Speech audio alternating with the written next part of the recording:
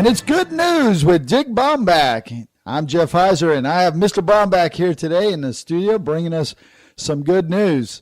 How are you today, Mr. Baumbach? We want to bring some good news to you and every listener on TNR. Well, that's great. I apologize for my voice. I've been a little under the weather, and that's why I'm moving back from the mic. It's a little crackly. You know, your first story here is pretty interesting. It's about a Boston Marathon bombing survivor who is now set to marry the man who saved her. Yep, this is a Boston firefighter, Mike Materia. He is going to be marrying Roseanne Sodia, and this coming fall. And they met. They wouldn't have met if she had not been standing near the finish line when the terrorist bomb exploded. He came to the aid and kept talking to her after they got her to the hospital. And it just went on and on and on. And all of a sudden they realized this was more to this than just that bombing. And so he has proposed to her, and she has said yes. Wow. You know, it's strange how we're put together sometimes, isn't it? Exactly. You just never know. I mean, in that kind of a situation, that the person that could have been the last person she saw winds up marrying her. Right. And she lost her leg in the. Oh, she did. Gosh. Yeah, but he went every day to the hospital. Wow. That's. Yeah. I would say that's a match made in heaven. Yeah, I'd say so. Your next one is about Walmart cashier pays for half of a family's grocery bill. And, you know, I tried to get her to do it for me, but she wouldn't do it. I keep going, and they look at me like I'm just crazy. She said, I think you all need a blessing. When she looked at me, she says, you got plenty. Well, this happened in Columbia, South Carolina, happened last week. Ashley Jordan and her husband, Michael, they always do their shopping at Walmart every 2 weeks, but they don't have a lot of money. They're very stretched, and money that they get in really goes to feed themselves and the kids. And as they were going on the checkout line, the cashier, who is Shakeen Dassan, she looked at them and said, you know what? I'm going to pay for half of this. You need a blessing. And she then took money out of her pocket and paid for half their bill. And they were like shocked. Well, they took a picture with her and put it on Facebook, and it now has had over 350,000 likes. Wow. That's incredible. Now, you know, have you ever considered doing something like that? Yes. And I don't want to put you on the spot, but have you ever done it? Yes. And the people knew it? Yes. Can you tell the audience what that feeling is like? Well, can I tell you when we did it? Sure. Okay. This was several years ago. Diane, my lovely wife, and I heard about people taking care of people layaways for Christmas. Well, we walked into J.C. Penney and we took care of 3 people's layaways. Oh, wow. And they finally found out today. Now we've done it for meals. I mean, I've bought meals for people that we just knew that they were having a hard time. And a couple of years ago at Christmas, we were at a Waffle House, and it was Christmas Day, I believe, and my wife started talking to the waitress, and she was saying, she wasn't home for Christmas Eve, and now here she is today. And boy, I can tell you, my wife left a sizable tip for this lady, and it was like, "What are you doing?" Yeah. And she said she just felt like she had to do it. Well, it's giving back. Yeah, absolutely. Talking about giving back. This next one, cops bring months' worth of groceries to old man who phoned 911 hungry. Could you imagine calling 911 because you're hungry? I know. Well, this gentleman is 79, and he lives in Mount Pleasant, Tennessee, and he's disabled. He hadn't eaten in 2 days, and he just called because he didn't know who else to call. He had no family, so he called 911 and said, "Is there any way he can get some food?" Officers came to the house to check on him. Then they went out and took $160 out of their own pockets and bought him food for the next 2 weeks.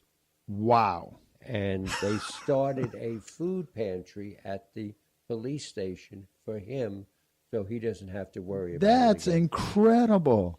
Yeah. Wow. I know. You know, I have a police story that I just saw, and I think it was on the news last night, I believe, about this lady.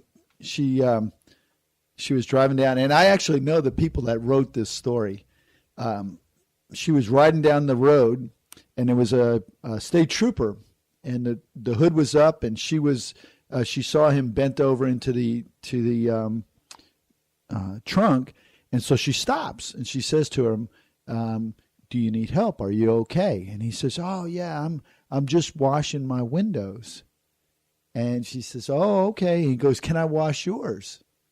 And she said, "Well, no. And he just started washing her windows for him.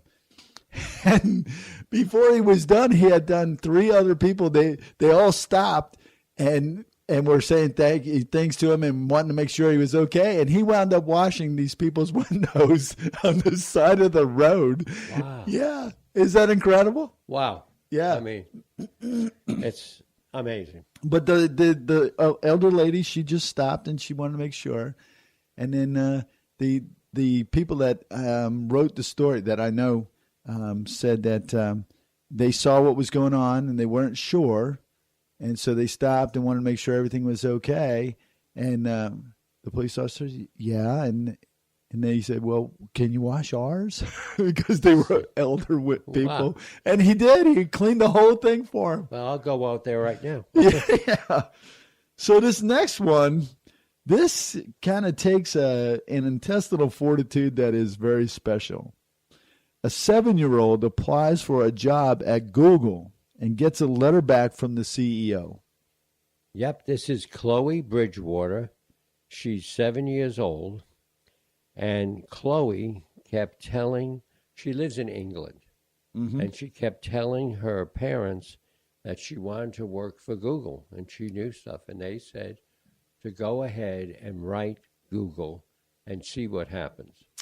Wow. So she did, and she, lo and behold, gets a letter back from the CEO who says that he really appreciated her letter, and if she continues to work on computers and etc., he would look forward to, after she finishes school, to have her become part of the Google family. Wow.